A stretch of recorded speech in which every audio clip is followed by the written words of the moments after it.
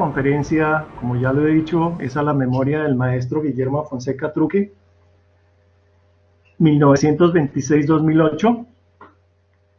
Un hombre excepcional, marino, pintor, escultor, matemático, geómetra, filósofo, diseñador, historiador, escritor, geógrafo, astrónomo, inventor y muchas otras cosas más. Un investigador incansable. Y por supuesto no quiero dejar de rendir un homenaje más que merecido a su viuda Elvira Murillo Sánchez.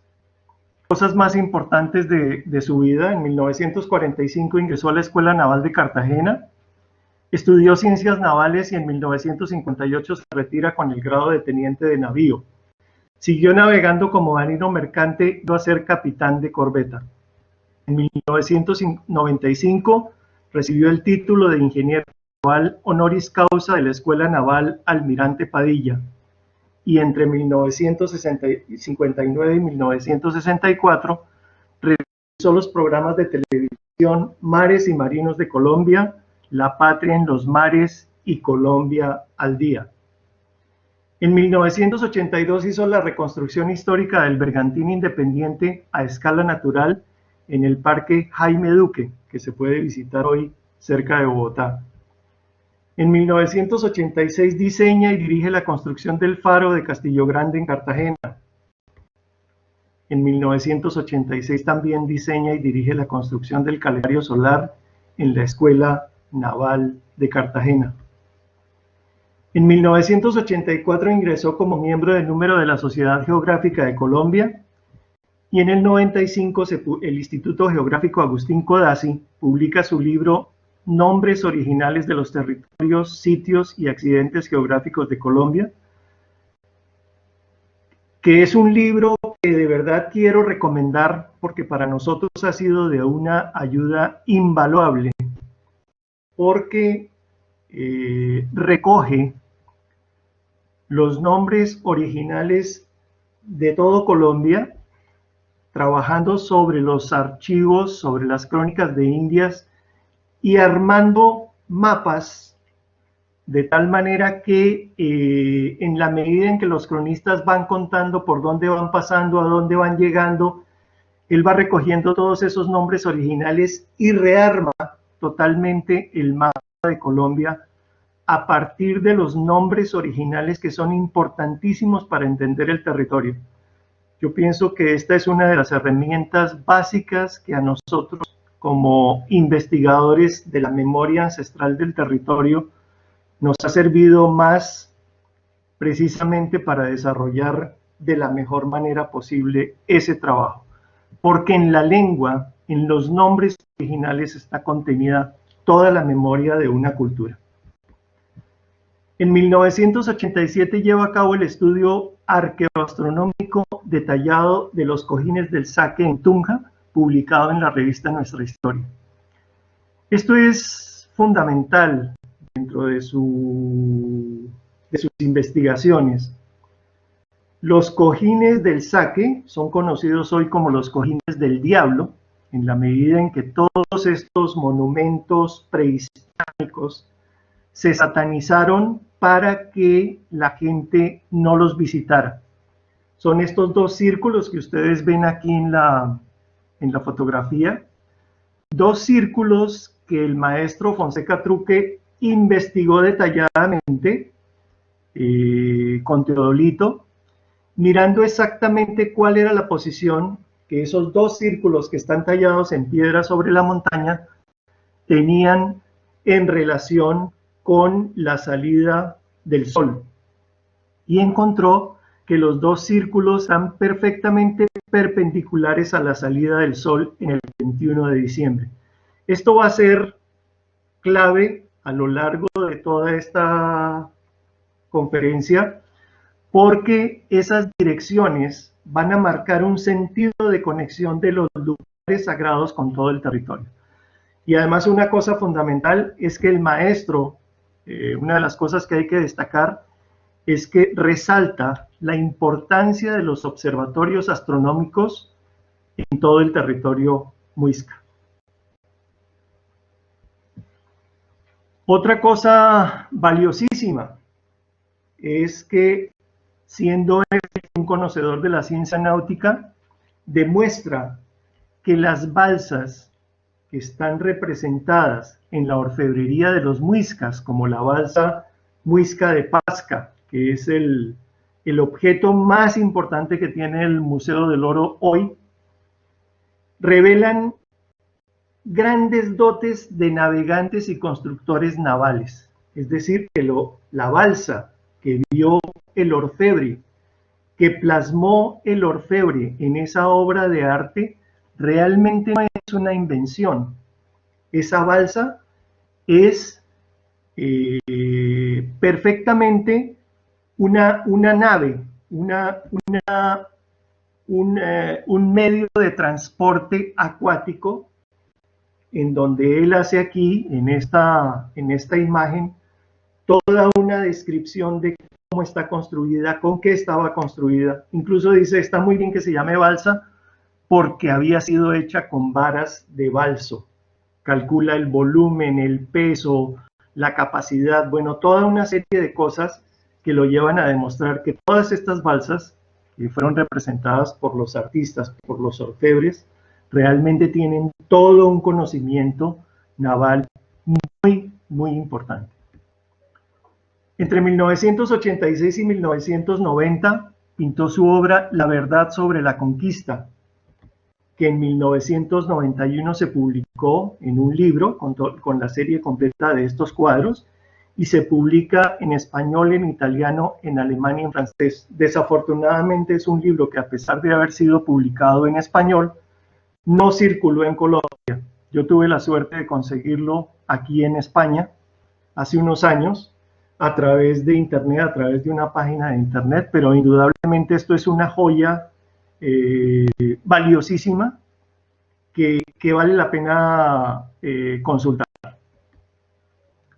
El maestro Guillermo Fonseca Truque es el único pintor que se ha atrevido a dejar plasmados en su obra los horrores de la conquista de América, con toda la crudeza de la verdad narrada por los cronistas en sus escritos y denunciada por Bartolomé de las Casas en España en su brevísima relación de la destrucción de Indias. Estos son algunos de sus cuadros de esa serie, de la serie de la verdad sobre la conquista.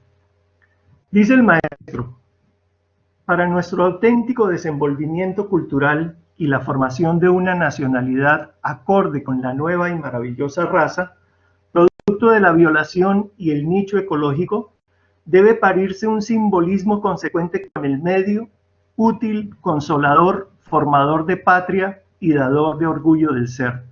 Ya no somos bastardos, somos el fantástico resultado de todo un proceso histórico. Guillermo Fonseca Truque. Para quienes quieran ampliar toda esta información, les recomiendo que entren a nuestra página de la Cátedra de la Memoria Muisca, en la página de videos de YouTube, y vean el video que nosotros hicimos en el año 2014 en homenaje a su memoria. Además, toda la cátedra, todas las conferencias de la cátedra del año 2014 fueron dedicadas a rendir un homenaje a su memoria, de tal manera que su obra fuera conocida por muchísimas más personas.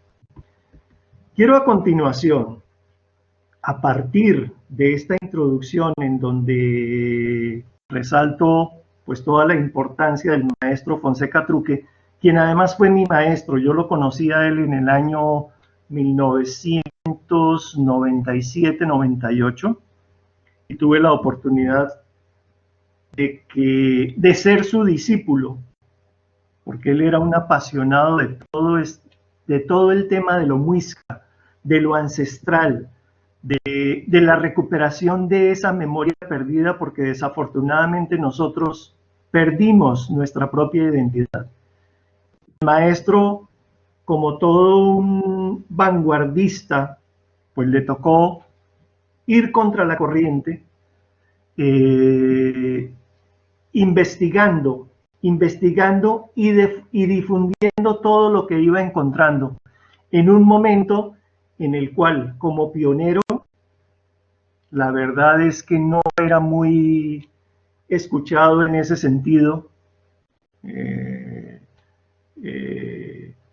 La verdad se le ponía muy poca atención a todo lo que decía. Y bueno, yo tuve la suerte de que él despertó en toda esa pasión por este tema de los muisca que hemos seguido desarrollando, y realmente, bueno, la Cátedra de la Memoria Muisca es una muestra de que toda la posibilidad de investigación y de información que hay allí en esa memoria del territorio y en esa memoria de esa cultura es muy importante para nosotros como colombianos. Voy a hablar de los muiscas, de lo que a él le gustaba hablar. La cultura muisca del altiplano cundiboyacense es realmente desconocida por quienes habitamos hoy este extenso territorio de Colombia. La historia inconexa, tergiversada y hasta hoy repetida a niños y niñas por quienes no supieron ni han sabido valorar la sabiduría de los pueblos ancestrales de América, ha sido la causa de la negación de nuestra propia identidad, desconociendo nuestras raíces. Un pueblo que manejaba un gran conocimiento sobre el universo, las artes y las ciencias. Un pueblo cuya existencia tenía como fin primordial el desarrollo mental y espiritual contenido en el mensaje de su propia lengua. Esta sociedad enraizada en el corazón de los Andes produjo artistas, alfareros y óptimos arquitectos. Un pueblo pacífico que cultivaba la tierra, cultivaba el alma, cultivaba la mente y el espíritu. Los muiscas eran expertos astrónomos. Prueba de ello son los innumerables observatorios astronómicos dejados por todo el territorio, entre ellos el observatorio de Monquirá en Villa de Leyva, conocido como el Infiernito, los Cojines del Saque, ya dije, conocidos como los Cojines del Diablo en Tunja, los parques de la 142, 106 de la Independencia y la ubicación de la Plaza de Bolívar de Bogotá en relación con los cerros de Monserrate. Esta es una de las cosas interesantes. Aquí tenemos la Plaza de Bolívar y en esta esquina, la esquina nororiental, en el 21 de junio, si uno para aquí en esta esquina, el 21 de junio el sol sale por el Cerro de Monserrate. Desde ese mismo sitio, en el equinoccio de marzo y septiembre, más o menos 21 de marzo, 21 de septiembre, el sol sale por en medio de los dos cerros. Y el 21 de diciembre, en el solsticio de diciembre, el sol sale más al sur por el Cerro de Guadalupe. Es decir, que esto lo que nos muestra desde la arqueoastronomía, que es la ciencia que estudia los conocimientos astronómicos que hay en los vestigios arqueológicos, este sería uno de ellos, es decir, que la Plaza de Bolívar no fue ubicada dentro de la trama urbana de Bogotá en cualquier sitio. Ahí debió existir algo, y algo que precisamente tenía una relación con esos dos cerros, una ubicación estratégica con los movimientos aparentes del sol a lo largo del año en esas épocas tan importantes para todas las culturas del mundo. Nos han dicho que los muiscas aparecen entre el año 600 y 700 después de Cristo. Sin embargo, la lengua muisca tiene un nombre y una ubicación astronómica para el centro del cosmos, el Tomsa, en el centro del círculo de la precesión de los equinoccios en su ciclo de 25.625 años. Y además, los muiscas tienen la memoria del diluvio universal en su mitología. Por lo tanto, decir que aparecen entre el 600 y el 700 después de Cristo, como si aparecieran de la nada, pues no es muy creíble. Definitivamente, nosotros venimos de una ancestralidad indígena muy antigua, que se remonta en el tiempo por lo menos a 18.000 años de historia. Este es el círculo de la precesión de los equinoccios. Aquí lo ven ustedes. Ese es el círculo de la precesión de los equinoccios, el círculo norte. Aquí estaría la Tierra. Este es el eje de la Tierra, que en su bamboleo de ese movimiento que se llama de la precesión de los equinoccios, ese eje va trazando un círculo sobre las diferentes constelaciones que vemos al norte. Hoy, el eje de la Tierra está apuntando a la estrella polar. Es decir, que cuando tomamos una fotografía y dejamos el diafragma abierto, en las cámaras antiguas, por supuesto, dejamos el diafragma abierto durante varios minutos, el resultado de esa fotografía será este, en el cual las estrellas de esas constelaciones que están aquí alrededor de este círculo van girando alrededor de este centro, porque el eje de la Tierra funciona como un eje que apunta exactamente en este momento a esa estrella. Sin embargo, eso no ha sido así. Por el movimiento de la precesión de los equinoccios, el eje de la Tierra va cambiando esa dirección y marca este círculo en el cielo. Cada 70.18 años, el eje de la Tierra gira 1 grado. Aquí tenemos el círculo de la precesión de los equinoccios y aquí tenemos la estrella polar. Es esta misma figura que vemos aquí con la estrella polar aquí. Estas figuras que ustedes ven aquí es exactamente lo mismo que hay en esta primera imagen. Sin embargo, yo lo que estoy haciendo en este dibujo es trazar los círculos, la geometría de cada una de esas estrellas que están alrededor de ese círculo de la precesión a lo largo de los 25.625 años, cada 2.000 años. Eso me genera esta geometría, esta figura, toda esta figura.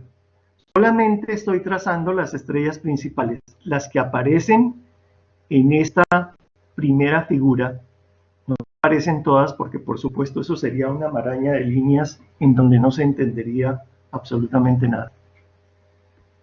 ¿Qué pasa? El Tomsa no es el centro del cosmos. Aparentemente, el centro del cosmos nosotros podríamos decir hoy que es esto. Pero el centro del cosmos no es esto porque a medida que el eje de la Tierra va girando, ese centro va cambiando y al final termina generando esta geometría. El Tomsa, que es el centro del cosmos, entonces es ese centro que está determinado por geometría a lo largo de un periodo de 25.625 años, que es este mismo que se ve aquí. Por eso decimos, la cultura muisca, no, ¿cómo es posible que en su lenguaje, en su idioma, tengan una palabra que menciona al centro del cosmos? Y la única manera de poder observar cuál centro es ese centro de ese cosmos es que indudablemente la cultura muisca tiene que ser una cultura muy antigua que tiene en su memoria el paso del tiempo que le permite observar esa geometría y ese centro. Quiero aclarar aquí que el centro del cosmos, que es el Tomsa, no es el centro de la Vía Láctea. Como ustedes saben, y por supuesto en esta, como asistentes habrá muchas personas que saben de astronomía, el centro de la Vía Láctea está al lado de la constelación de Escorpio. Y esto es totalmente diferente, por eso hago la diferenciación. No estamos hablando del centro de la Vía Láctea, estamos hablando del centro del cosmos, que solamente se puede identificar a lo largo de todo este periodo de tiempo tan largo. Cuando decíamos que esta civilización, la civilización muisca, habla en su mitología del diluvio universal, estamos hablando del mito de Bochica. Porque según la mitología muisca, Bochica estuvo con los muiscas antes y después del diluvio universal. De acuerdo con los datos dejados por los cronistas en sus escritos, ese lapso de tiempo ha sido calculado en 6000 años entre la primera venida de Bochica y la segunda venida de Bochica, que es lo que se llama el sueño de Bochica, como lo mencionan los cronistas. El diluvio universal, según los científicos, tuvo lugar hace aproximadamente 13.000 años. De acuerdo con mi interpretación, la interpretación que yo hago de los petroglifos de la piedra de Anacutá, el mapa celeste que está dibujado allí está referenciado hace 17.500 años. Y el diluvio universal, según esta interpretación de esos dibujos, habría sido hace 11.500 años. Eso está soportado también en lo que habla Van der Hamen de la inundación de la sabana de Bogotá. Y tiene esa referencia y ese sustento en relación con estas investigaciones del profesor Van der Hamen. Estos son los petroglifos de la piedra de Anacutá. Es una piedra bastante grande, una piedra que tiene 12 metros de largo por 6 metros de ancho, tiene todos estos dibujos, y yo hago una interpretación con respecto a eso. Ahora no es tiempo, ni es momento tampoco para contar toda la descripción de estos dibujos. Les recomiendo, para quien esté interesado, que vean mis conferencias en la página de la Cátedra de la Memoria Muisca, una conferencia que se llama Quinini, Piedra de Anacutá, y otra conferencia que se llama Geografía Sagrada 2, que están colgadas entrando a la página de Cátedra de la Memoria Muisca YouTube. Vamos a hablar del territorio. El territorio para el maestro Fonseca Truque era una de sus obsesiones, era tratar de entender el territorio, precisamente en la recuperación de esos nombres, pero también mirando un poco más allá de lo que muestra la geografía que hemos aprendido todos. El territorio ancestral muisca tiene un orden natural basado en el equilibrio. Para la cultura muisca existen fuerzas complementarias en el universo que guardan una correspondencia directa con las energías del sol, el fuego y el aire, y de la luna, el agua. Fuerzas inseparables relacionadas con el orden de la vida en la Tierra desde el instante mismo de la creación y que se erigen en principios fundamentales contenidos en la ley de origen. La ley de origen son los principios sobre los cuales se basa todo el pensamiento indígena de todas las culturas y los pueblos ancestrales del mundo. Este territorio que está marcado con esta elipse, bueno, una de las cosas que quiero aclarar es que todos los mapas que voy a mostrar tienen el norte no hacia arriba, sino a la izquierda. El norte siempre está a la izquierda. En los mapas de geografía sagrada, el norte está a la izquierda y arriba está el oriente, es decir, por donde sale el sol, que son las líneas que estudió el maestro Fonseca Truque en los cojines del Saque en Tunja, que más adelante vamos a hablar más detenidamente de estas líneas. Entonces, el territorio de Boyacá es el territorio norte del sol, el territorio de Cundinamarca es el territorio de Bacatá, el territorio de la luna, del Zipa y el territorio del sol del Saque. Y había un territorio intermedio que es el punto, el centro de equilibrio, que yo diría que es el equilibrio del agua, que contiene las lagunas de Guaque y la laguna de Fúquene, toda la zona de Villa de Leyva, Saquencipá, lo que se llama Villa de Leyva se llama Chaquenchipa, es decir, es un territorio compartido tanto por el Chaque del norte como por el Zipa del sur. Y hay un direccionamiento que es muy importante en este territorio, que es esta línea a 45 grados, que es el direccionamiento natural de la cordillera oriental. Entonces, sobre ese direccionamiento se hizo todo el desarrollo de los asentamientos y de los poblados muiscas. Además que sobre todo el altiplano están todos los sitios sagrados y todos los lugares que tienen que ver con este territorio ancestral. Aquí vamos a ver ese mismo territorio. Aquí tenemos la zona de Boyacá, la zona de Cundinamarca y aquí en el centro toda la zona de Saquencí. Aquí tenemos en el extremo norte la Sierra Nevada de Cocuy. Esta sería la Sierra Nevada de Cocuy con todos sus nevados, que hace parte del territorio ancestral. Todos esos lugares sagrados hacen parte de ese territorio. Aquí tenemos la Sierra Nevada de Cocuy, aquí tenemos el páramo de Chingaza con la laguna de Chingaza, el Cerro del Gorro, la Serranía de los Órganos, la laguna de Chizacá en el páramo de Sunapá, aquí también tenemos el páramo de Sunapá, los nevados, el nevado del Tolima, el nevado del Ruiz, el nevado del Cisne y el nevado de Santa Isabel, que hacen parte de los lugares sagrados de ese territorio muisca. Ustedes lo ven aquí. Ahora, en estos días, precisamente, como no ha habido polución, esta imagen es muy cercana a Bogotá. Aquí tenemos el nevado del Tolima y esos nevados hacen parte del territorio ancestral del territorio muisca. La laguna de Iguaque, que está aquí dentro de este círculo, está aquí en este punto. El templo del sol de Sogamoso, que como era el territorio del sol, tenía su templo principal en Sogamoso, el templo que reconstruyó el maestro Silva Celis. Y el templo de la luna aquí en Chía, que no sabemos cómo era, porque los españoles llegaron a este territorio, los invasores españoles llegaron a este territorio, el Templo del Sol ya no existía.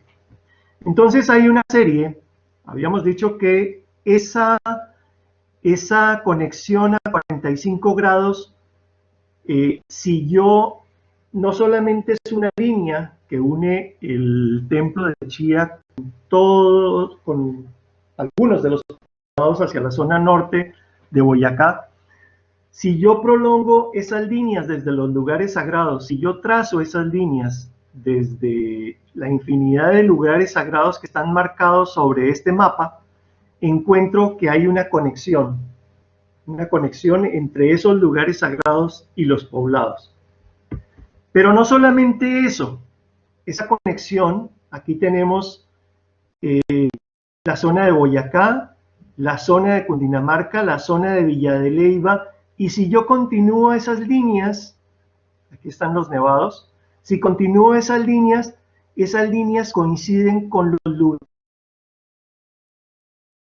del territorio del Cauca, donde están los pueblos indígenas del Cauca, coincide con los lugares sagrados de San Agustín, con el macizo colombiano, con la laguna de la Cocha y con el nudo de los Pastos. Es decir, que hay una correspondencia, una relación que, bueno, más adelante les explicaré que esto tiene que ver, indudablemente, bueno, con esas líneas de sol también, pero con un movimiento de la energía de comunicación entre los lugares sagrados, porque para los indígenas los lugares sagrados están comunicados todos entre sí a través de estas líneas. ¿Qué representa el agua para los pueblos, el agua y los lugares sagrados para los pueblos indígenas? Para los pueblos descendientes de los Tairón en la Sierra Nevada de Santa Marta, la Sierra Nevada de Santa Marta es el corazón del mundo. Para los Kogi, todo fue creado en Aluna, que significa pensamiento y océano, algo primordial que precede a la creación misma. Primero estaba el mar, todo estaba oscuro, no había sol, ni luna, ni gente, ni animales, ni plantas. El mar estaba en todas partes, el mar era la madre. La madre no era gente ni nada, ni cosa alguna. Ella era espíritu de lo que iba a venir y ella era pensamiento y memoria. La mitología de los pueblos del Amazonas se construye alrededor de los ríos. El agua es el origen de la cultura, de la sociedad y del ritual. Para los pueblos indígenas del Tolima, el agua también es el origen. En su mitología, la laguna es uno de las cuatro capas que conforman el mundo. Es la capa más profunda y a ella pertenecen los lagos, ríos y nevados. El macizo colombiano es un lugar sagrado de nacimiento de los cuatro grandes ríos y para los pueblos indígenas del Cauca es la madre de las aguas y el principio de todo. Los muiscas veneraron y respetaron la naturaleza. Para ellos los nacimientos de agua y las lagunas son considerados como lugares de purificación, de reflexión, de plegaria y altares de ofrenda. Para los pueblos indígenas, los lugares sagrados son la base del ordenamiento del territorio. El orden del territorio está escrito en la naturaleza, en las lagunas, los nacimientos de agua, los ríos, los cerros, los bosques y las piedras. Y cada uno tiene su sitio y su propósito. Montaña, piedra o sitio donde haya una iglesia, ermita, cruz o imagen religiosa es un lugar sagrado, un santuario indígena que fue ocupado y reemplazado por referentes de la religión católica. Y eso está comprobado en todas las culturas. Siempre los lugares sagrados de los pueblos son ocupados por quien domine, por el conocimiento que domine en ese momento del tiempo. Y aquí en este caso, todas las iglesias de los pueblos no solamente de Cundinamarca y Boyacá, sino de toda Colombia, generalmente fueron construidas sobre lugares sagrados ancestrales. Y ahora lo van a ver ustedes en los mapas que voy a mostrar, cómo esos puntos, exactamente, puntos tomados con GPS coinciden exactamente con las direcciones de esas líneas. Aquí vamos a ver los lugares sagrados que tienen que ver con la Guajira y la Sierra Nevada de Santa Marta, que están sobre el Mar Caribe, que son infinidad de ellos. Tenemos aquí Punta Espada, el Cabo de la Vela, Punta Gallinas, Punta Cocos, toda una serie de lugares que cumplen una función dentro del territorio. Y qué más decir que la línea negra que tiene los lugares sagrados de la Sierra Nevada de Santa Marta, la famosa línea negra que sobre toda la costa del Mar Caribe, desde Riohacha hasta la desembocadura del río Magdalena, tiene infinidad de lugares que tienen que ver con el equilibrio por el cual trabajan los indígenas de la Sierra Nevada y los indígenas del mundo entero en todos los lugares sagrados. Aquí lo vemos,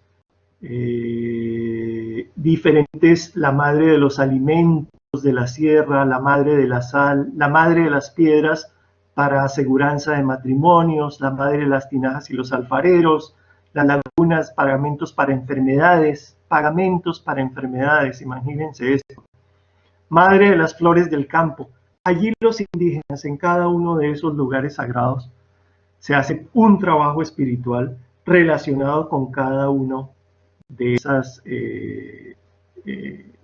cosas que hay que mantener para el equilibrio de la madre tierra. Porque los lugares sagrados son sitios donde la madre se alimenta, la madre tierra se alimenta, y es necesario darle alimento. Entonces, allí esto es muy importante para mantener ese equilibrio. Y desafortunadamente el equilibrio lo hemos perdido. Ojalá todos seamos conscientes de eso. Entre la Guajira y la Sierra Nevada de Santa Marta también existe ese direccionamiento a 45 grados. Vamos a mirar ahora esas líneas, las líneas que estudió el maestro Fonseca Truque, que son esos alineamientos del Sol y de la Luna en cada uno de los eventos astronómicos que determina conexiones de los lugares sagrados con los que estaban en los poblados. Esto es una fotografía del horizonte, 3 fotografías superpuestas, en donde está el sol del solsticio de junio 2021. Esto es como si el norte está hacia la izquierda, tenemos el oriente de frente y estamos viendo nuestro horizonte en el momento en que sale el sol. Si nosotros marcáramos una línea al punto donde estemos, desde el punto donde nace el sol hacia donde estamos, entonces eso nos traza una geometría sobre el territorio, que es una geometría de la naturaleza, una geometría del entendimiento del comportamiento del cosmos sobre la madre tierra. Aquí tenemos entonces el sol del solsticio de junio, que sale más al norte, el sol del equinoccio de marzo 21, septiembre 22-23, que sale exactamente por la línea este-oeste, y el sol del solsticio del 21 de diciembre, que es el sol que sale más al sur. Este es el movimiento que el sol tiene a lo largo del año. Él va y viene durante todo el año y se detiene en estas fechas, en los puntos extremos, en el solsticio, en el solsticio de junio en el norte y en el solsticio de diciembre en el sur. Y está exactamente en el centro, en el equinoccio. Pero hay 2 eventos también que para los muiscas eran muy importantes, que son los cuartos solares.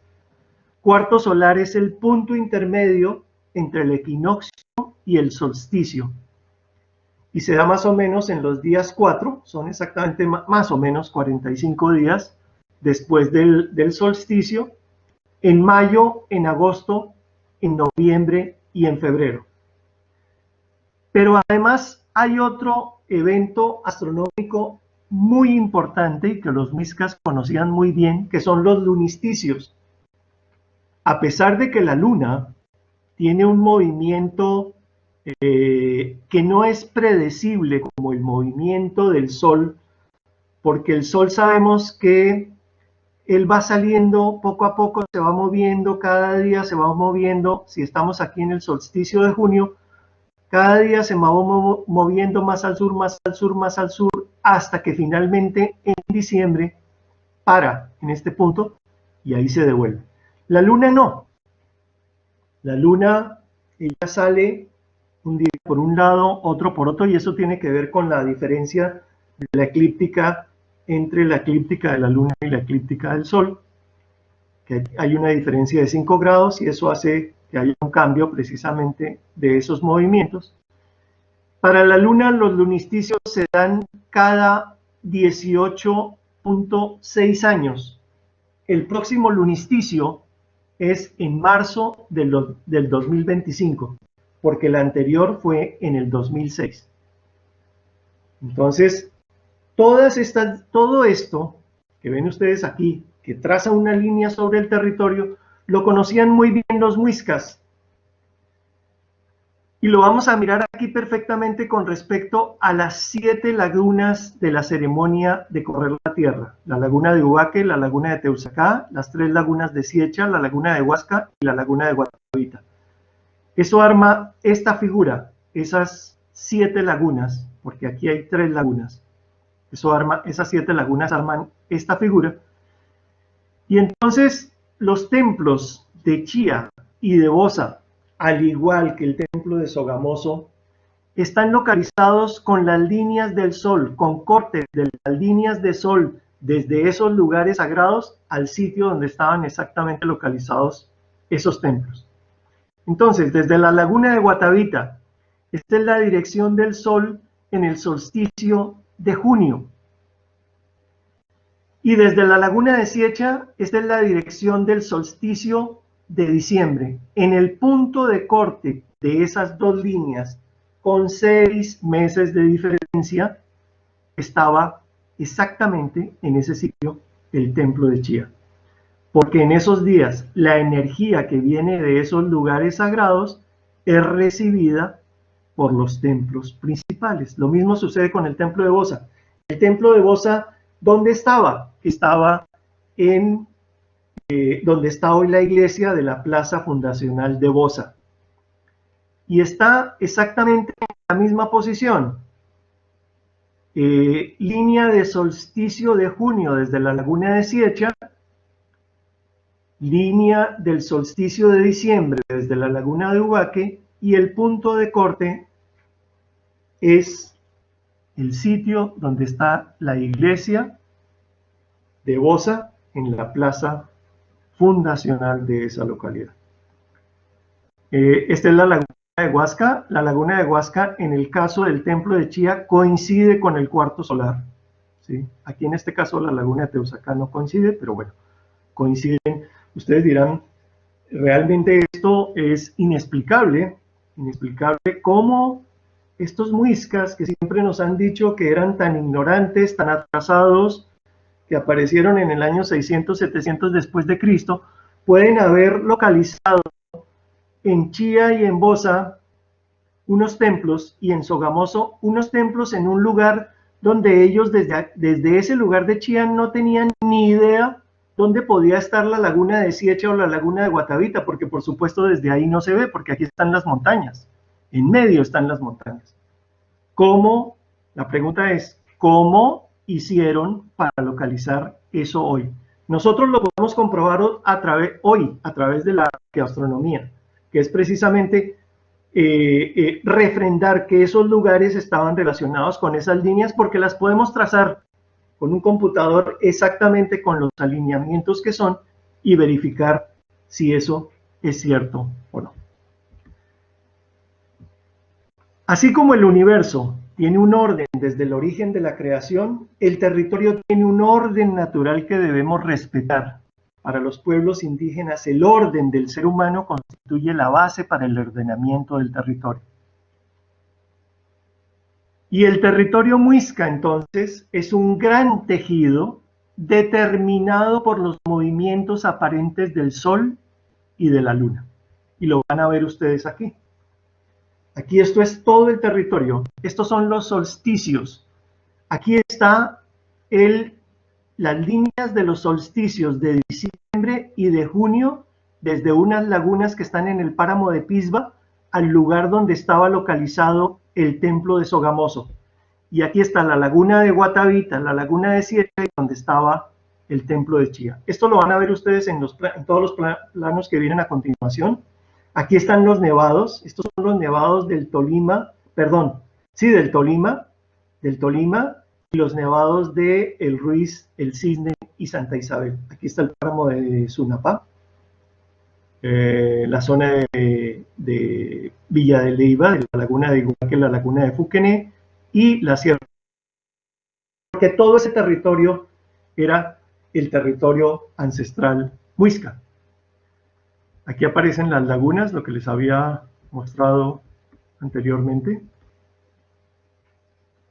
y la relación de todos esos lugares sagrados con los poblados. Es decir, que todo el territorio ancestral muisca, y no solamente el muisca, si miramos esto en Nariño, si lo miramos en el Cauca, si lo miramos en el Huila, en el Tolima, hacia el norte, todos los poblados indígenas estaban relacionados a partir de la conexión con estas líneas del Sol y de la Luna en todas partes. Esto es la conexión de los cuartos solares. Fíjense, esto era el de los solsticios, ese es el de los cuartos solares. Todo el territorio es un calendario solar que se conecta con diferentes sitios a lo largo del año. Estos son toda la conexión que hay de todo el territorio con los cuartos solares. Esta es la conexión que hay con los equinoccios y con la línea norte, ¿sí? Pero si esa línea norte yo la prolongo, esto es Boyacá, esto es Cundinamarca, si yo prolongo estas líneas del norte hacia la Sierra Nevada de Santa Marta, encuentro que hay una conexión también con esos lugares sagrados desde Cundinamarca y Boyacá hacia los lugares sagrados de la línea negra que acabamos de ver en la Sierra Nevada de Santa Marta, que es un territorio sagrado. La maravilla de lugares que tiene este país es impresionante, es impresionante. Las sierras, los nevados, toda la zona, lo que hoy son parques, esto de Cerro Azul y la serranía de la Lindosa, toda la zona del Amazonas, la Macarena, Caño Cristales, los nevados, las lagunas de los nevados, la Sierra Nevada de Santa Marta. Es un país maravilloso, pero desafortunadamente no lo estamos haciendo bien. Algo está pasando y no lo estamos haciendo bien. Estas son las conexiones con los lunisticios. Fíjense que a pesar de que estas líneas solamente se dan cada 18 años y medio, el territorio tiene una infinidad de conexiones de esos lugares sagrados con los poblados y con los lugares donde estaban los templos, porque en cada poblado había un templo. No templos tan grandes como el Templo del Sol y de la Luna en Chía y Sogamoso, sino templos más pequeños, como los que hay en los cabildos muiscas hoy de Sesquilé, de Cota, de Chía y de Bosa. Esta es la geografía total. Cuando yo sumo todas esas líneas, sobre un mapa, esto es lo que encuentro. Y esto sería ese mapa. El detalle de este mapa con todas las líneas, aquí tenemos la laguna de Guatavita, aquí tenemos la laguna de Siecha, aquí tenemos el templo de Chía, este es el solsticio de junio, este es el solsticio de diciembre, esta es la línea de 45 grados, la línea que une Chía con el pozo de Donato en Tunja y una serie de lugares sagrados que hay alrededor de ese territorio, pero esta es una interpretación, este es un detalle de ese mapa de geografía sagrada del territorio, con todas esas conexiones que son muy importantes para el trabajo que se debe hacer en cada uno de esos lugares. La laguna de Guatavita, las 3 lagunas de Siecha y Chía. Si yo coloco todo esto, si yo coloco todas estas líneas sobre todo ese gran territorio de Colombia, entonces encuentro que hay una conexión entre La Guajira, la Sierra Nevada de Santa Marta, de la Sierra Nevada de Santa Marta hacia todo el territorio muisca, del territorio muisca hacia la zona del Cauca, de Nariño, al nudo de los Pastos, y aquí hacia el Amazonas. Esto es toda la zona de Chiribiquete, que también es un lugar sagrado que por fortuna también fue declarado Parque Nacional Natural.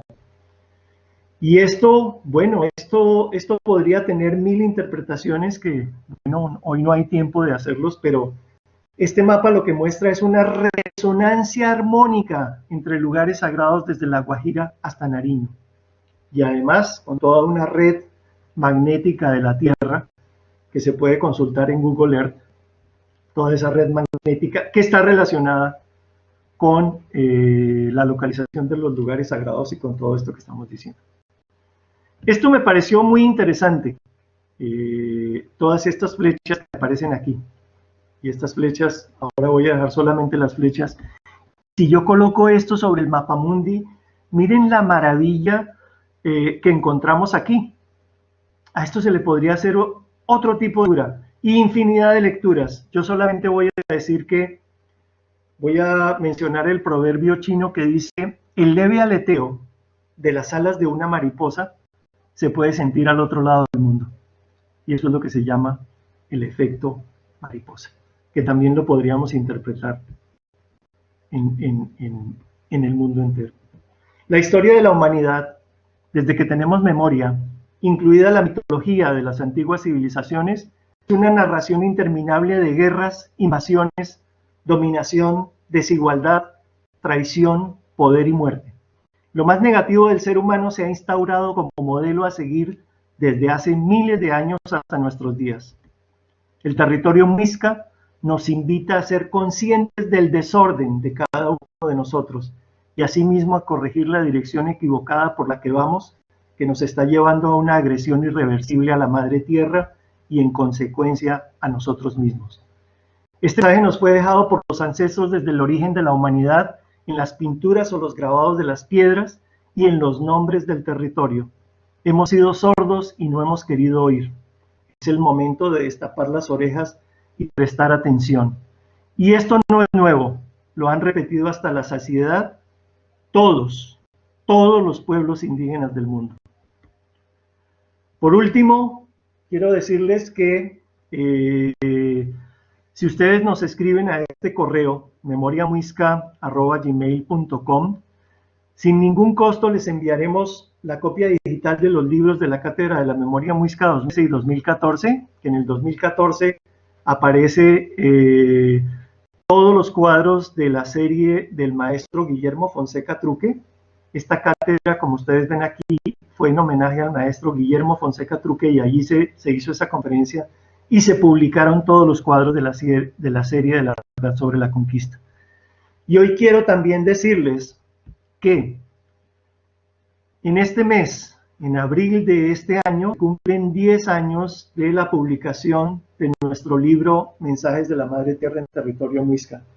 Como ese libro no lo vamos a volver a editar, no queremos que ese libro se quede en el archivo de las bibliotecas, queremos que ese libro sea difundido, y con Fabio Mejía, con quien lo hicimos ese trabajo, a partir de ahora vamos a enviarlo también a las personas que nos lo soliciten en una copia digital. De esto les enviaremos copia digital de esos 3 libros a quienes nos lo soliciten a este correo.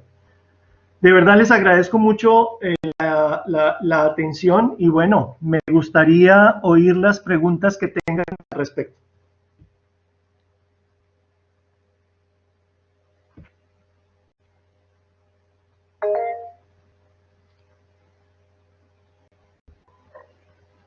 Mi capitán Gilberto Sánchez tiene una pregunta. Siga, mi capitán, muchas gracias.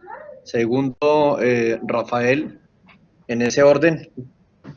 Y bueno, muchas gracias. Posteriormente. Listo, señor. Sí. Bueno, muchas gracias a la academia por preparar estas conferencias tan interesantes. Seguramente si encontramos la conectividad entre lo que nos expone en este caso el profesor Roberto, con nuestra realidad actual podremos transformar estratégicamente nuestro territorio con todas las potencialidades que tenemos. Entonces, muy agradecido, profesor, por su exposición. La pregunta va dirigida: ¿de qué manera la interpretación que se le da a la geometría sagrada y a cómo los muiscas supieron entenderla, conectarla con su nivel de conciencia y con el empleo estratégico, diría uno, del territorio? ¿De qué manera podemos nosotros retomar la conciencia nacional con base en esos pilares que están allí, pero que tal vez no conocemos, para lograr una transformación estratégica de Colombia, una Colombia azul, que bañada por esos ríos, por esos mares y por toda esa conectividad que debe tener el territorio, pero bajo el respeto de que nuestros ancestros nos enseñaron, pero no lo desconocemos? ¿Cómo podemos hacer para recuperar esa identidad y transformar estratégicamente el territorio? Gracias. Bueno, muchas gracias por su pregunta. La verdad es que esta era la preocupación del maestro Fonseca Truque. ¿Cómo hacer para que este país entienda que esa memoria que hay en el territorio y que hay todavía en los pueblos indígenas que subsisten a pesar de todas las barbaridades que hemos cometido con ellos, y cuyo conocimiento y cuya sabiduría es tan importante para el equilibrio de toda la madre tierra? Cuando entendamos todo eso, entenderemos que nosotros sí venimos de una cultura que fue truncada en el momento de la invasión española, pero que también tenemos unas raíces que hay que recuperar, esas raíces indígenas de esa memoria y de esa sabiduría que desconocemos. Apenas aquí di unas pequeñas puntadas de lo que significa el valor y la importancia que debería tener para nosotros la recuperación de esa memoria como parte de nuestra propia identidad. Esto apenas es un abrebocas. Y lo que nos queda por investigar es muchísimo.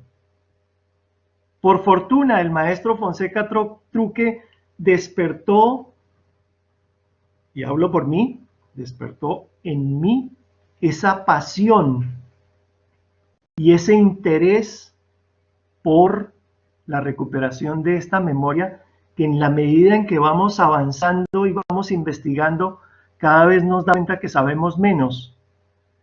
Cada vez nos damos cuenta que lo que hay allí es una sabiduría inmensa que no solamente se debe recuperar como cultura general, sino que precisamente para el momento que estamos viviendo hoy, este momento tan crítico en todo el mundo, es precisamente ponernos de frente a una situación que nos está mostrando que vamos por el camino que no es, que no estamos haciendo las cosas bien, que probablemente hemos generado un desequilibrio tan grande que nos está llevando a una situación muy grave y muy compleja. Y esto apenas es el comienzo. Entonces, de alguna manera son como avisos de la Madre Tierra para decir, bueno, ¿qué está pasando? El camino hay que cambiarlo, por donde vamos, por ahí no es. La contaminación, la deforestación, infinidad de las que enumerándolas podríamos gastarnos muchísimo tiempo, pero que por ahí no es, que hemos descuidado a la madre tierra, no la consideramos como nuestra madre, no la consideramos, consideramos que no la tenemos que cuidar, nos sentimos por encima de ella, como sus dominadores, y finalmente la madre en algún momento dice, alto, por ahí no es la cosa. Entonces, en las culturas, en la recuperación de esta, me vuelvo y repito, esto no lo estamos investigando por cultura general, lo estamos investigando precisamente porque pensamos que en todo este conocimiento, en toda esta sabiduría, en todos los mensajes que dejaron nuestros ancestros, hay precisamente un camino a seguir que sea mucho más acorde y mucho más armónico con todo lo que nos rodea y con el respeto, no solamente de la naturaleza, sino de todos los seres que estamos en este planeta, que habitamos sobre la madre tierra. Y cuando hablo de seres, estoy hablando de las piedras, estoy hablando de las plantas, estoy hablando de los árboles, de los animales y, por supuesto, de las personas. Profesor, muchas gracias. Sin duda, Colombia al lado. Muy amable. Gracias.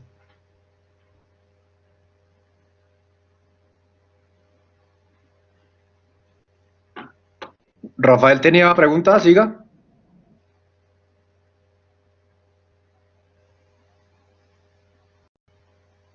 Si alguien más tiene pregunta, el icono de levantar la mano, por favor.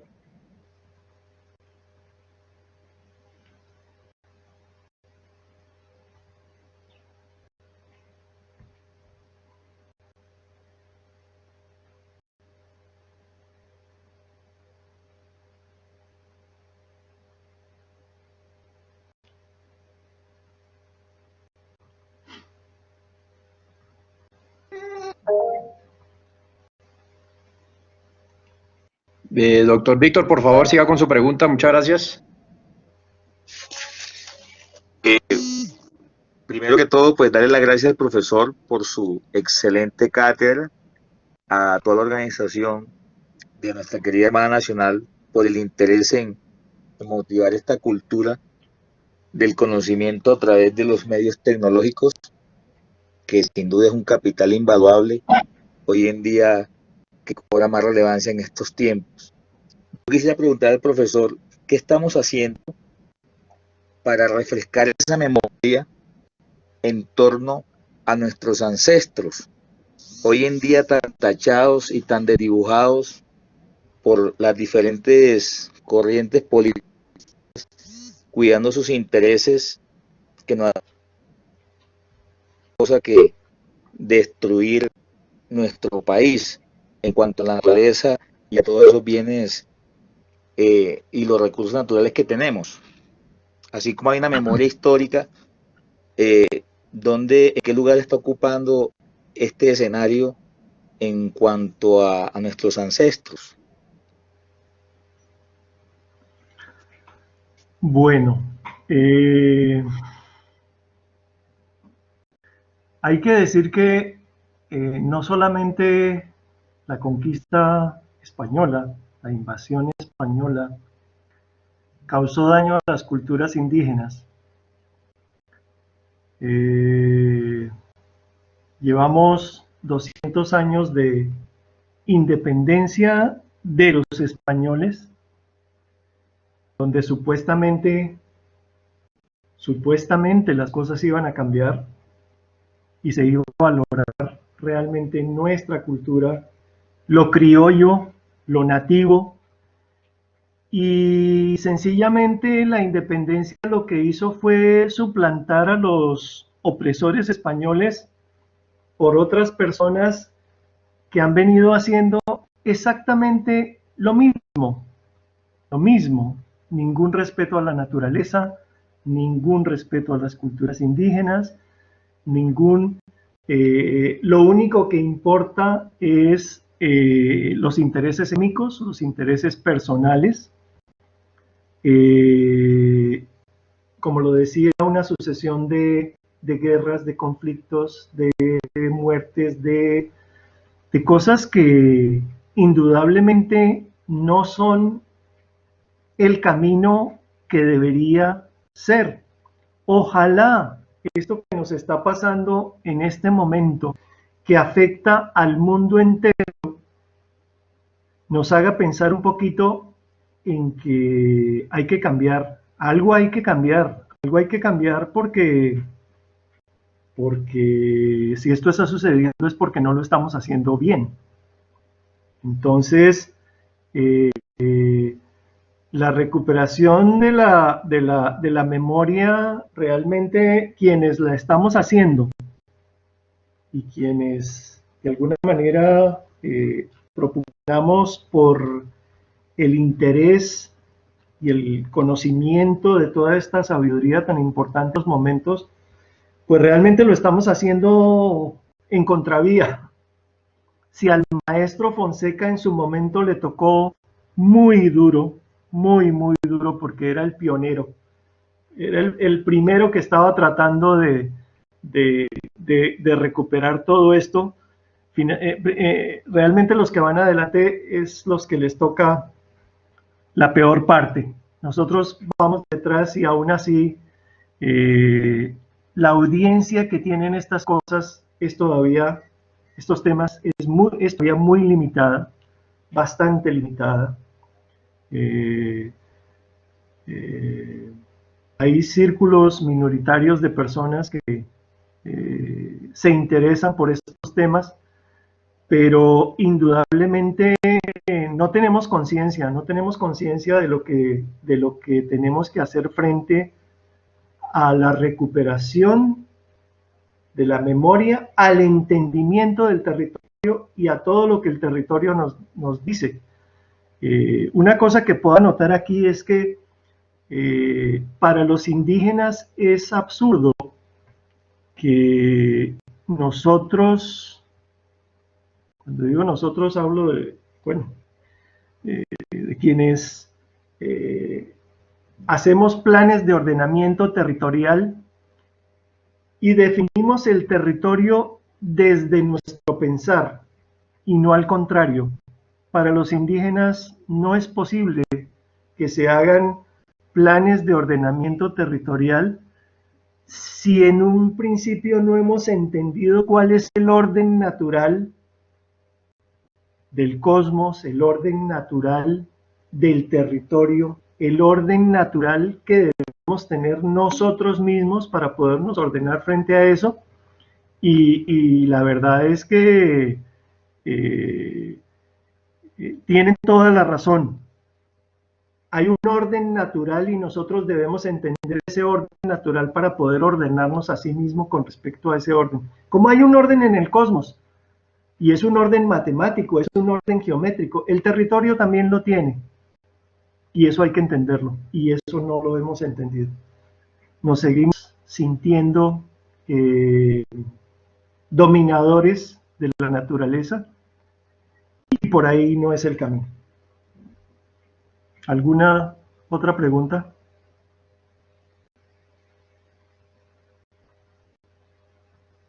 Sí, señor, aquí hay una pregunta escrita en el chat, procedo a leerla. Del doctor Camilo, dice, quisiera preguntarle si hubo alguna interacción entre la cultura muisca y las otras culturas indígenas como los mayas, aztecas, etcétera. Por supuesto que la hubo.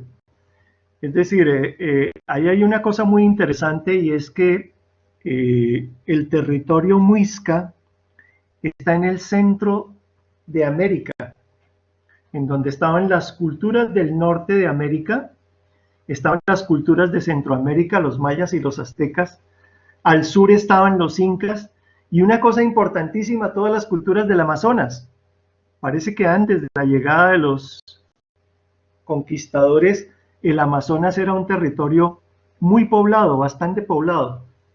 Aún hoy todas las culturas que quedan son una consecuencia de eso, y todo el conocimiento que tienen es una consecuencia de eso. Entonces, cuando se habla del pensamiento indígena, no solamente se está hablando de la cultura muisca, se está hablando de todas las culturas del mundo, porque todas tienen un solo pensamiento, y había comunicación entre todas esas culturas. Uno de los mamos, uno de los sabedores mayores de la Sierra Nevada de Santa Marta, cuando hizo la lectura, que eso aparece en el libro de Mensajes de la Madre Tierra, se estaba mencionando ahora, con él visitamos el parque de las piedras del Tunjo, en Facatativá, y él decía, cada 21 de marzo se reunían en este lugar más de 780 líderes de todos los pueblos indígenas del mundo a compartir sus conocimientos. Esto es una cosa que nosotros no entendemos, es decir, desde nuestra racionalidad, pensar que en ese momento podían viajar desde todas las partes del mundo unos sabedores mayores a compartir sus conocimientos en este territorio nos parece que es una ficción. Y bueno, lo que sabemos es que los muiscas no tienen nada que envidiarle y hablan de las mismas cosas que hablan los mayas, que hablan los egipcios, que hablan los incas y que hablan en general todos los pueblos ancestrales del mundo. ¿Alguna otra pregunta? Sí, señor. Daniela Moreno pregunta, me gustaría saber si esta forma de organización territorial también se ha visto en el resto de culturas indígenas de América. Sí, también. Por supuesto, los mayas, que eran una cultura tan adelantada, iba a colocar esa diapositiva, pero bueno, no había para el tiempo no daba para tanto.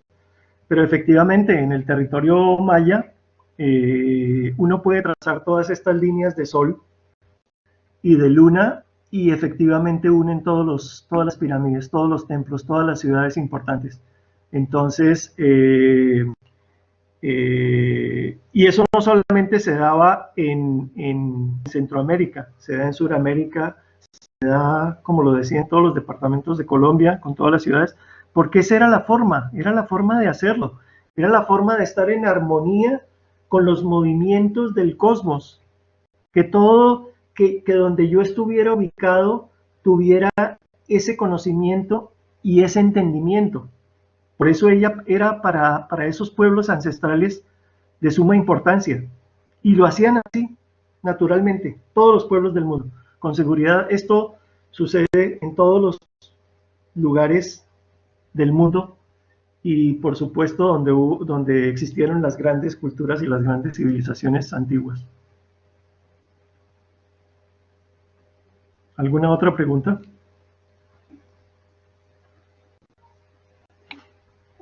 Bueno, aquí por el chat pregunta, bueno, primero la doctora Marta Cecilia Urrea solicita que si puede compartir el estado de la piedra de Anacuta y de otros lugares donde hay pictografía y petroglíficos. La doctora Mireya Vázquez pregunta qué relación tienen las iglesias de Tausa, Satutausa y Cucunubá, y segundo, ¿por qué se habla de los muiscas como si no fuera un pueblo latente y vivo? Bueno, de la piedra de Anacuta, les recomiendo que vean el video de la cátedra.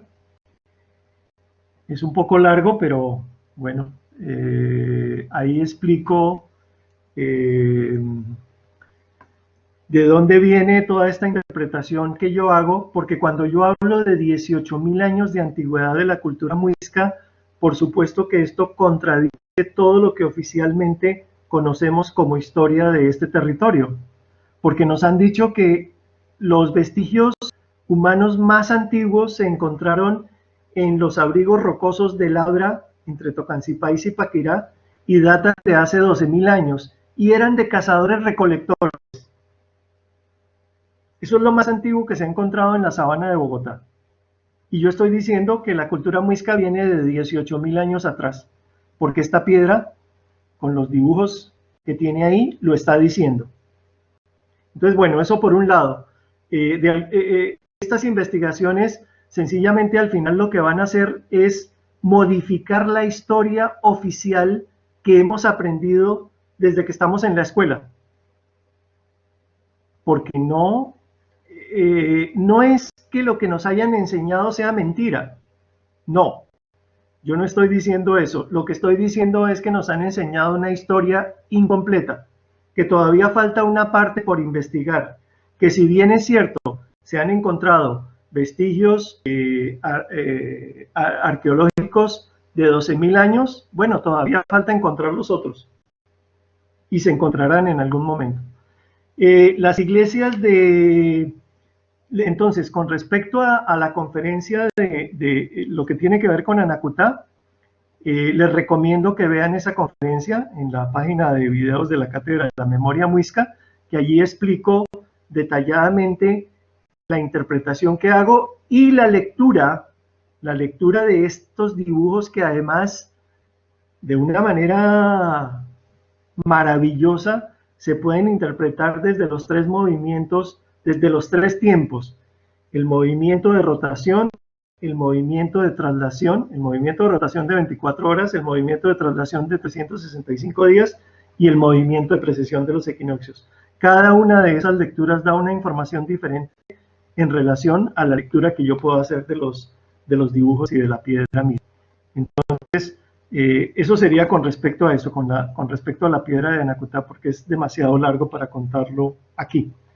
Con respecto a las iglesias de Tausa y Sutatausa, por supuesto, esas iglesias, con mayor razón, estando donde están, todos los sitios donde hay pictografías son lugares sagrados, están marcando lugares sagrados porque esos dibujos, esas pinturas, esos grabados fueron dejados en esos sitios sagrados precisamente para dejar un mensaje, para marcar el lugar por un lado, pero también para dejar un mensaje para nosotros.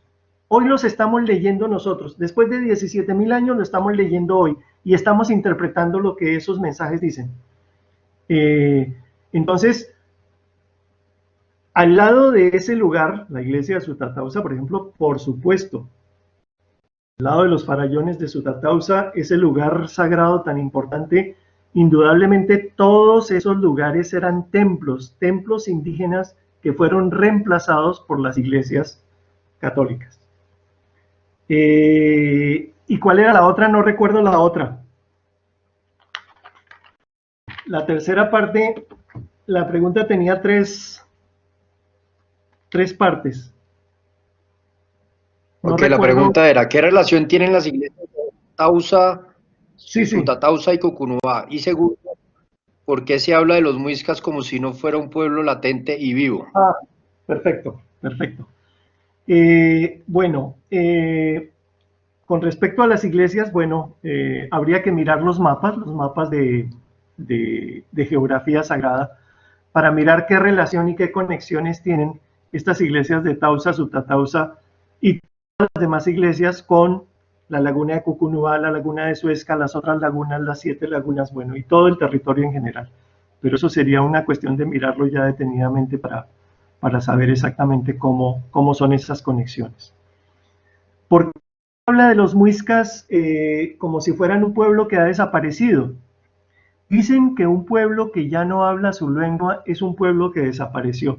Sin embargo, a partir de la Constitución del año 91, por fortuna, empezaron a existir de alguna manera los indígenas como parte de ese territorio y de esa memoria de Colombia. Y eso fue generando poco a poco en las personas, especialmente en las comunidades campesinas, la necesidad de volver a recuperar esa memoria ancestral. Hoy no hay un solo muisca que hable la lengua. Nosotros venimos estudiando lengua muisca hace 15 años. A mí la verdad es que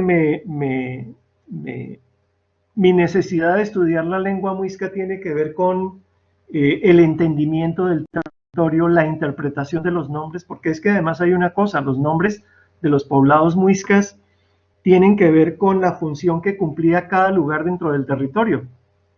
Entonces el nombre, entender qué dice el nombre, qué significa Suezca, todos esos nombres son indígenas, Suezca, Sesquilé, Cota, Chía, Cajicá, Sopó, Huasca, Guatavita, todos esos nombres, por fortuna, en una gran parte de lugares del territorio muisca, esos nombres se conservaron, pero hay otros nombres que cambiaron.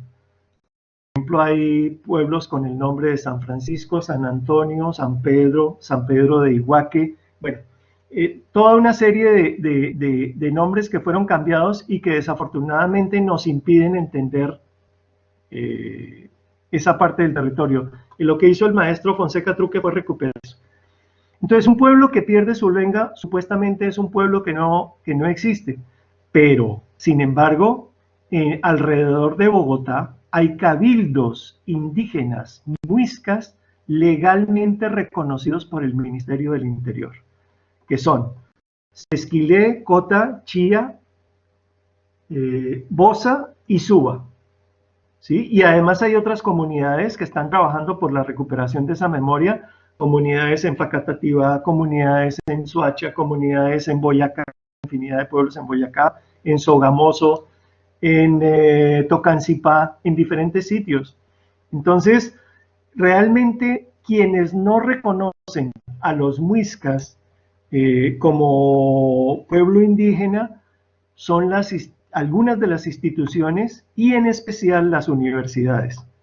Es decir, la academia se ha negado a reconocer que quienes se reivindican hoy como descendientes muiscas lo sean. Y eso me parece que es una de las cosas que debemos corregir, porque es muy valioso el aporte que están haciendo todas estas comunidades y todas estas cabildos a la recuperación y al mantenimiento de esa memoria en el territorio. Entonces, yo sí los invitaría a que quienes no conocen a los cabildos, ojalá tengan algún contacto con ellos y se den cuenta que están haciendo también un trabajo muy importante dentro del territorio que complementa el trabajo nuestro, el trabajo que nosotros hacemos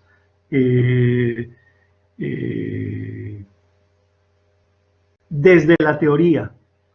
Nosotros trabajamos las dos cosas, trabajamos la recuperación de esa memoria desde la teoría, desde todos los fundamentos de esa memoria, y los cabildos también cumplen su papel en relación con el mantenimiento de esos templos que tienen en cada uno de sus lugares, y por otro lado también en el trabajo espiritual que hacen en los lugares sagrados, porque además los lugares sagrados para los indígenas necesitan mantenerse, necesitan tener una actividad espiritual permanente. Y eso se olvidó a partir de la conquista. Los lugares sagrados indígenas se abandonaron, y eso también hace parte del desequilibrio que estamos viviendo. ¿Alguna otra pregunta?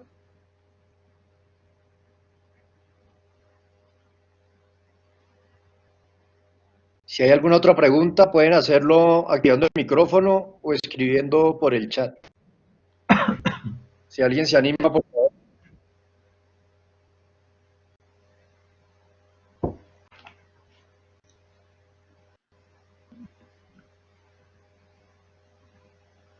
En el chat hay una pregunta de la Doctor Roberto comunidad. Santos, Sí.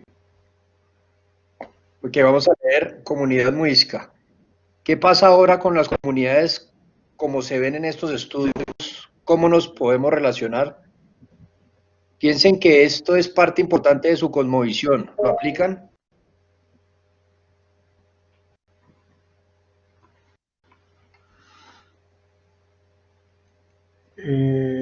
Y Rafael Gorda levantó la mano también.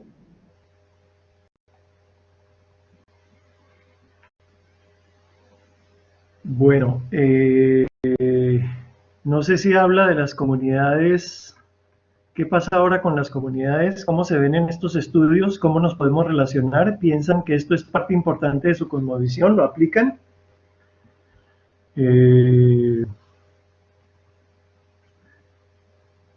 No sé.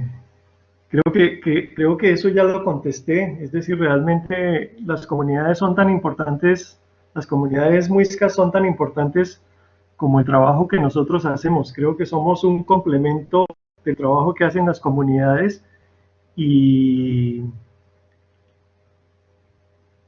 y, y esperamos que sea también una retroalimentación, es decir, que ellos se alimenten de lo que nosotros investigamos, así como nosotros nos hemos alimentado de las comunidades. Cuando yo comencé con estas investigaciones, realmente mi primer contacto con Muisca fue sorpresivo, porque yo era uno de los que creía que las comunidades muiscas no existían, ya no existían. Y en el año 93 me encuentro que en el Cabildo de Sesquilé hay una persona que mantiene esta cultura, que hay un templo y que hay toda una serie de cosas que yo desconocía. Realmente para el común de la gente es desconocido que alrededor de Bogotá haya cuatro templos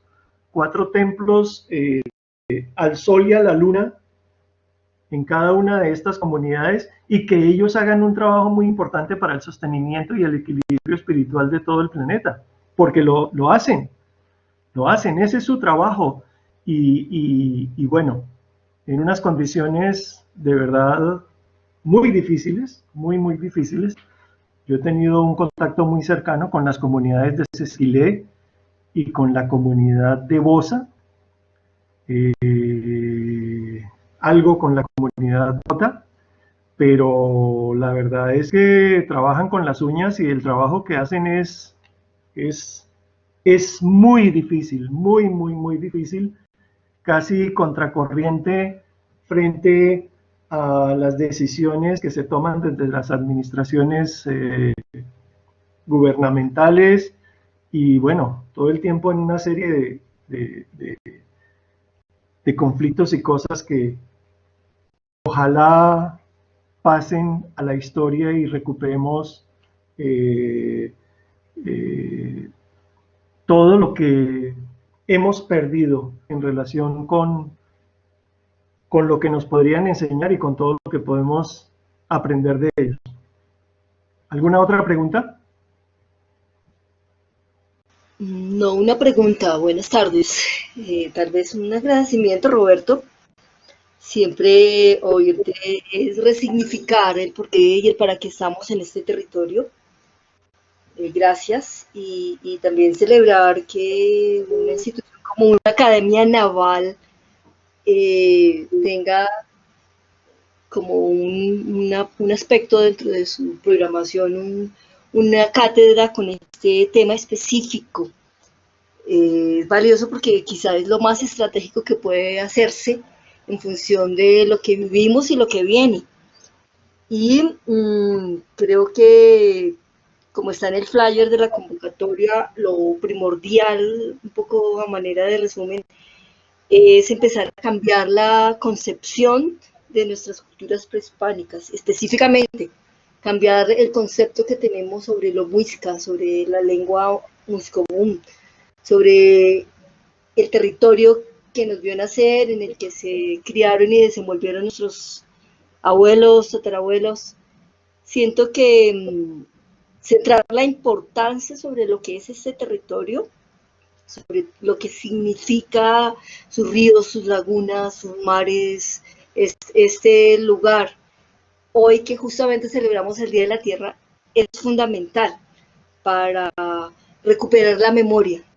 Recordemos siempre que nosotros construimos la historia y recuperar la memoria no es solamente ir a la historia oficial, es relacionarnos con el territorio y tener una relación de otro orden, de otro nivel.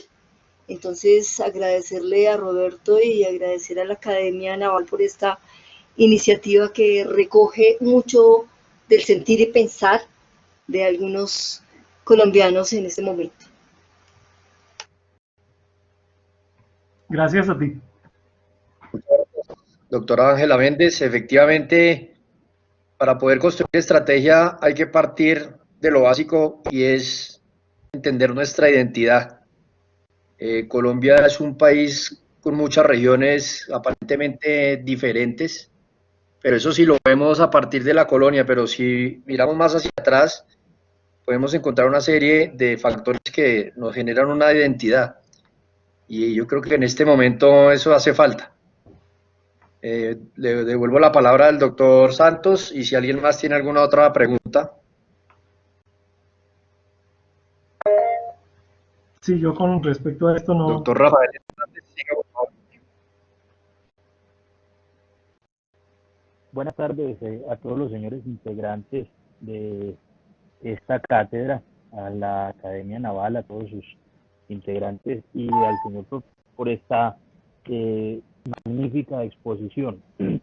Más que una pregunta, quisiera dejar un comentario sobre la mesa, porque realmente lo que estamos viviendo y lo que hoy se está viendo es un abandono por parte del Estado respecto al reconocimiento de nuestra propia historia, ¿sí?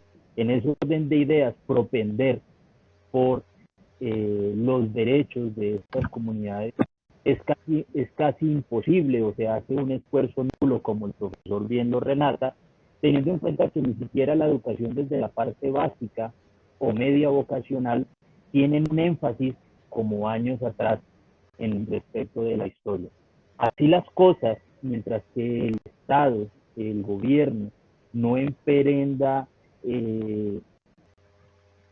causas y objetivos claros en esta materia, creo que muy difícilmente se van a lograr los objetivos deseados. Y es por eso que resalto y destaco la función que en este caso está cumpliendo la Academia Naval con este tipo de cátedras y agradezco la oportunidad por permitirnos reencontrar las bases de nuestra historia. Gracias.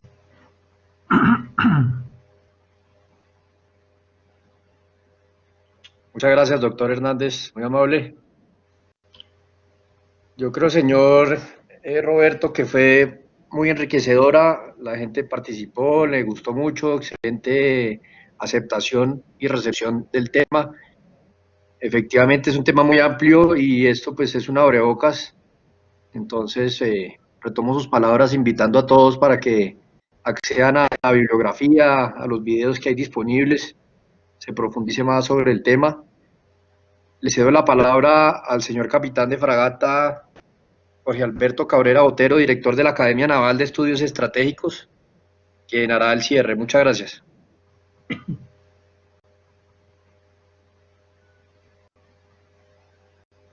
Roberto, soy el capitán de fragata Jorge Cabrera. Le agradezco mucho por su apoyo, por su participación en esta cátedra naval de oportunidad, en donde pudimos escuchar y observar una parte de nuestra historia que la gran o la inmensa mayoría de nuestra nación desconoce. Es un interés primordial de la Academia Naval de Estudios Estratégicos estudiar la historia desde sus conceptos más básicos, porque estamos convencidos de que estudiando la historia podemos procurar entender lo que va a venir en el futuro y cómo enfrentar las amenazas que vienen en el futuro.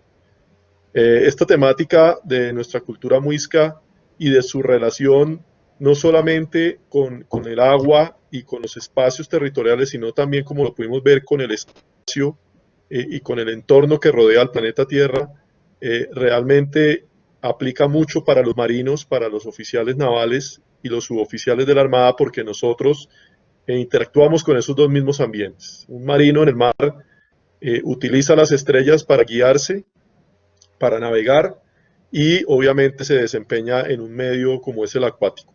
Es muy interesante saber que nuestras culturas precolombinas o prehispánicas tenían este nivel de conocimiento que en lo personal no lo sabía, y viene uno a preguntarse cómo perdimos como cultura, como nación que habita en este territorio, perdimos esa capacidad de observar las estrellas, de respetar el medio ambiente, de entender el territorio de la forma como lo entendieron estas culturas. Y a partir de este entendimiento que a partir de hoy tenemos algunos, más o menos 50 colombianos más, la intención es construir esta nueva concepción de armada y de marina que necesitamos difundir ante la nación colombiana. Le agradezco mucho, sé que es tarde allá en España, deseo, doctor Roberto, que usted y su familia se encuentren bien de salud ante la eventualidad de esta pandemia, sobre todo en España, que ha sido tan duramente golpeada, y le agradecemos mucho. Siempre estarán las puertas de nuestra institución abiertas para cualquier otra presentación en la que usted de pronto quiera complementar la de hoy, o que podamos entrar a estudiar sobre otras culturas también en relación con el mar y con los espacios acuáticos. Muchísimas gracias. A todos los asistentes también, muy amables, y muchas gracias por su presencia. Estén atentos a nuevas cátedras que están siendo programadas permanentemente por la Academia Naval de Estudios Estratégicos. Bueno, muchas gracias al director de la Academia Naval de Estudios Estratégicos. De verdad les agradezco muchísimo esta invitación, y por supuesto estoy disponible para cuando ustedes lo consideren oportuno, que podamos en algún momento ampliar estos temas, porque como les decía, esto es interminable, y cada día vamos encontrando muchas más cosas, y es además muy interesante y apasionante. Ojalá esta conferencia haya sido capaz de despertar en algunos de ustedes esa necesidad de conocimiento y la pasión por estas cosas que son tan importantes, no como cultura general, sino como una forma de vida. Realmente nosotros lo estamos haciendo precisamente para eso, para este conocimiento. Es una forma de vida que tenemos que recuperar de esas culturas ancestrales nuestras. Les agradezco les agradezco la atención prestada, de verdad, a todas las personas que participaron, y bueno, ojalá nos veamos en una próxima oportunidad. Muchas gracias.